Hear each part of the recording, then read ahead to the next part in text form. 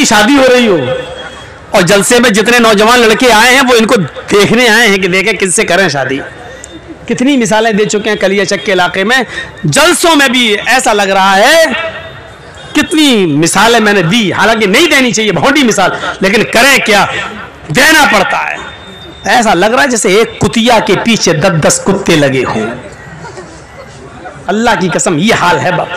अभी हम जब आए बाइक पे बैठ के, ऐसे जहां लड़की होंगी वहां जाहिर है शहद होगा और मधुमक्खी ना हो, हैं?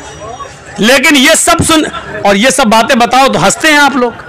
ये नहीं सोचते कि घूमने वाली हमारी बहनें हैं। कोई अपनी बहनों पे हंस रहा है। बेगैरती इस हद तक हो चुकी हमारी समाज की कि हमारी बहन, अरे हम आए हैं गांव के तो क्या हमारी बहनें नहीं आई हैं? हमारी बेटियां, हमारी बहनें घूम रही हैं लिपस्टिक लगा लगा के सड़कों पर, मर्दों के शाना बशाना खड़ी हैं और हम हंस रहे हैं। कोई अपनी बहनों की ओरियानियत और बेपर्दगी पर हंसता है, और अगर बेशर्मी हमारी इस हद तक बढ़ गई है कि अपनी बहनों की ओरियानियत और बेपर्दगी पर मौलाना जर्जीज की बातें सुनकर हंस रहे हैं, तो समझ लो ये कौम मर चुकी है, आईसीयू पर लेटी हुई है। इस कौम के अंदर रूह बाकी नहीं है, ये सिर्फ आईसीयू पर लेटी हुई कौम है। डॉक्टर कभी भी इस कौम को मरा हुआ घोषित कर सकता है कि मर चुकी है कौम। ये कौम मुर्दा हो चुकी है। जलसों में, जलसों के नाम पर जमा की हुई भीड़ में लड़कियों और औरतों के लिए बाजार बंद नहीं कराए जा सकते हैं, और जलसों में भी लड़कियां और औरतें शॉपिंग करती हुई नजर आए तो रूह निकल चुकी है इस कौम के अंदर से। मौलाना जर्जीस मुर्दों से बातें कर रहा है, कब्रिस्तान में पड़ी हुई लाशों से बातें कर रहा है, किसी जिंदा जावेद कौम से मुखातब नहीं है, किसी बारूह कौम से मुखातब नहीं है, एक ऐसे नौजवान तबके से मुखातब है जिसके अंदर से रूह निकल चुकी है, ईमान की रूह निकल चुकी है, दयानतदारी की रूह निकल चुकी है, हया और शर्म की रूह निकल चुकी है। एक बेशरम समाज, एक बेशरम कौम से हम मुखातब होकर गुफ्तगू कर रहे हैं, एक मरी हुई लाश और मरी हुई कौम से हम आज खिताब कर रहे हैं। यह एहसास लेकर यहां से उठिए। आज मैंने मौलाना अबुल कलाम आजाद वाले जुमले दोहराए। एक मरी हुई कौम से मुखातब है, मरी हुई कौम से। किसकी बहनें हैं बाहर घूम रही हैं, सरों पर दुपट्टे तक नहीं है, और जलसों में आ रही हो तो लिपस्टिक का क्या मामला बताइए, किसको दिखा रही हो? चिपके हुए कपड़े और चिपकी हुई लेगी, पैरों से चिपके हुए कपड़े किसके लिए? हमारी बहनें हैं और हमारी बेटियां हैं, हमारी बीवियां हैं। ऐसे ही कहा था अल्लाह के रसूल ने, दयूस, बार बार दोहराऊं, दयूस किसको कहते हैं? कितनी बार बताया जाए? जिसकी बहन, जिसकी बीवी, जिसकी मां, जिसकी बेटी बेपर्दा घूमती है वो भड़ुआ है। नहीं बोलूंगा दयूस, क्या कर लेंगे आप, मैं भड़ुआ बोलूंगा।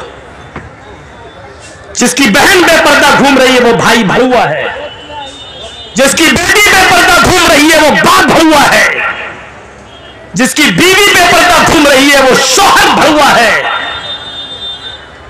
जिसकी बहन बेपर्दा घूम रही है वो भाई भड़ुआ है। दयूस, अब योगी जी हमसे उत्तर प्रदेश में पूछे कि दयूस किसको कहते हैं तो बताना पड़ेगा ना, भड़ुआ। वो क्या जाने दयूस क्या होता है?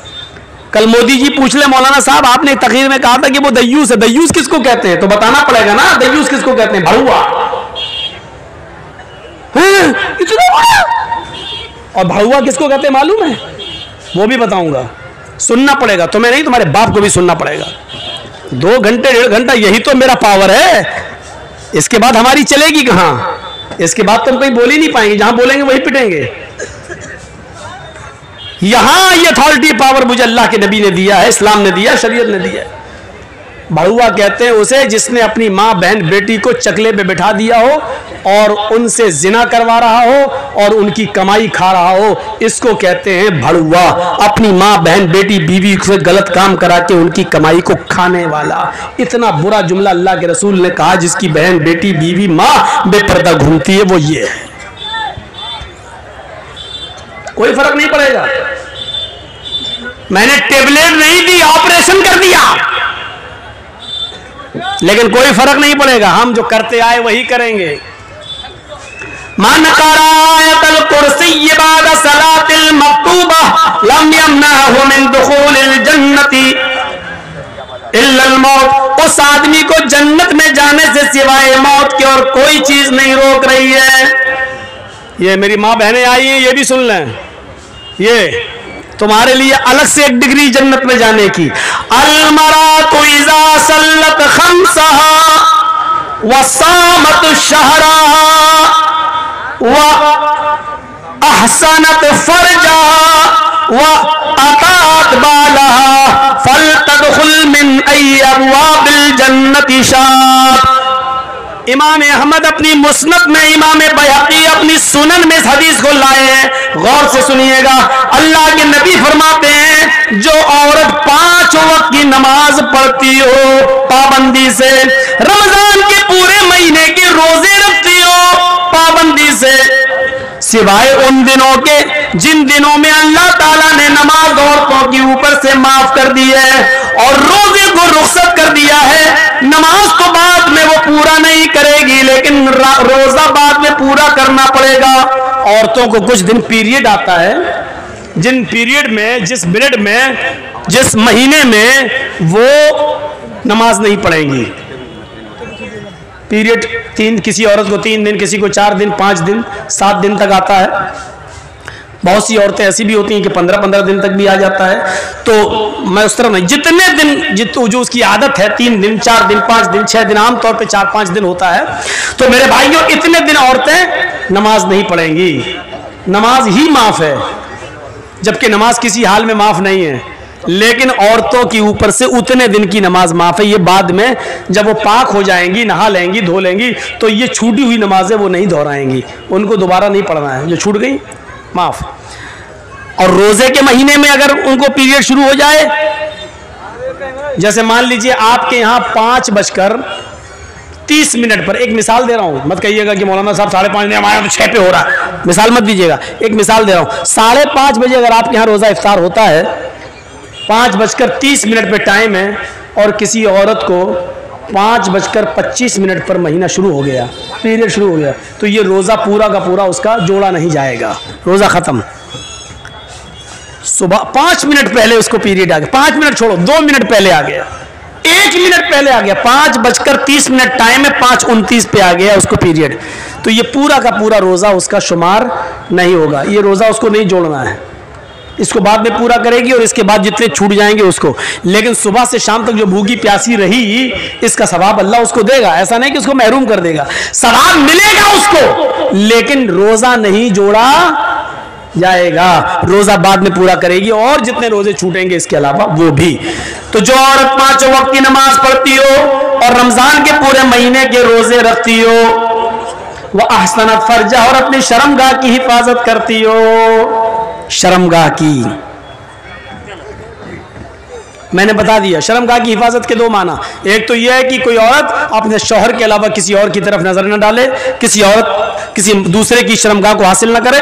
और शर्मगाह का एक दूसरा माना हिफाजत का, मोटे कपड़े, गाढ़े कपड़े, ढीले ढाले कपड़े वो अपने जिस्म पर पहने, जिससे उसके जिस्म का नशेब व फराज और उतार चढ़ाव दिखाई न दे। वो अताअत बालहा, और अपने शौहर की इताअत करती हो। शौहर की इताअत में बहुत सी चीजें शामिल हैं। शौहर की इताअत में एक बात याद रखिएगा, आप किसी औरत से निकाह करके अपने घर लाए, आप अपने कपड़े बीवी को दे दीजिए और बीवी आपके कपड़े धुल देगी, आपके लिए खाना वाना पका देगी, आपके सर में तेल डाल देगी, ये जिम्मेदारी है औरत की। हजरत आयशा अल्लाह के नबी सल्लल्लाहु अलैहि वसल्लम के सर में तेल उस वक्त भी डालती थी जब अल्लाह के रसूल एतिकाफ में बैठते थे और अपना सर हुजरे में कर लेते थे। तो हजरत आयशा अल्लाह के रसूल के सर में रोजे की हालत में भी तेल डाल देती थी, कंघी कर देती थी, वुजू के लिए पानी भर के दे देती थी, गुस्ल के लिए पानी गुस्ल खाने में या कहीं जहां नहाते थे वहां रख दिया करती थी। पता ये चला कि कंघी कर देना, शौहर के सर में तेल डाल देना, शौहर के लिए पानी गर्म कर देना या पानी गुस्ल खाने में रख देना, टॉवल वगैरह रख देना, लुंगी वगैरह रख देना कि नहाकर मेरे हस्बैंड चेंज करेंगे, ये सारी चीजें औरत की जिम्मेदारी में शामिल हैं और शौहर की इताअत में शामिल हैं। लेकिन इसके बाद, इसके अलावा अब आप चाहें कि मेरे कपड़े के साथ साथ मेरी अम्मा के भी कपड़े धोए, मेरे बाप के भी कपड़े धोए, मेरी बहनों के भी कपड़े धोए और मेरे जितने भाई हैं उनके भी कपड़े धोए, तो माफ कीजिएगा वो आपकी बीवी है, आपकी नौकरानी नहीं है। शरीयत ने उसको इस बात का मुकल्लफ नहीं किया है। प्यार से चाहो तो कुछ भी काम ले लो औरत से, लेकिन अगर आप हुक्म चला कर लोगे तो सुन लो, शरीयत ने ससुर के कपड़े धोना औरत पर की जिम्मेदारी में शामिल नहीं किया है, सास के कपड़े धोना जिम्मेदारी में शामिल नहीं किया है। वो तुम्हारे बच्चे को दूध पिला देती है, ये भी बहुत बड़ी बात है। अगर वो चाहे तो तुमसे दूध पिलाने का पैसा भी ले सकती है। बेटा तुम्हारा, बच्चा तुम्हारा, हम दूध पिला रहे हैं तो हमें पैसा दो, इतना महीना दो, और आपको देना पड़ेगा। मौलाना साहब ये क्या मुसीबत खड़ी कर रहे हो, हमारी तो वैसे भी नहीं बनती अपनी बीवी से, तुम और कहते रहो, सुन के जाएगी तो कल। पूरा खर्चा अगर आप अपनी बीवी को नहीं देते हैं तो बीवी को इजाजत है कि वो आपकी पैंट की जेब में से उतना ले सकती है जितने में उसका और उसके बच्चों का खर्चा चल सके। आपको बताए नहीं, इसको चोरी में शुमार नहीं किया जाएगा, वो चोर नहीं लिखी जाएगी। डरो मत। ये मसला जिस जगह मैंने बताया था ना, वहां मेरी भी बीवी गई हुई थी सुनने, दूसरे दिन मेरी जेब से 5,000 गायब हुए थे।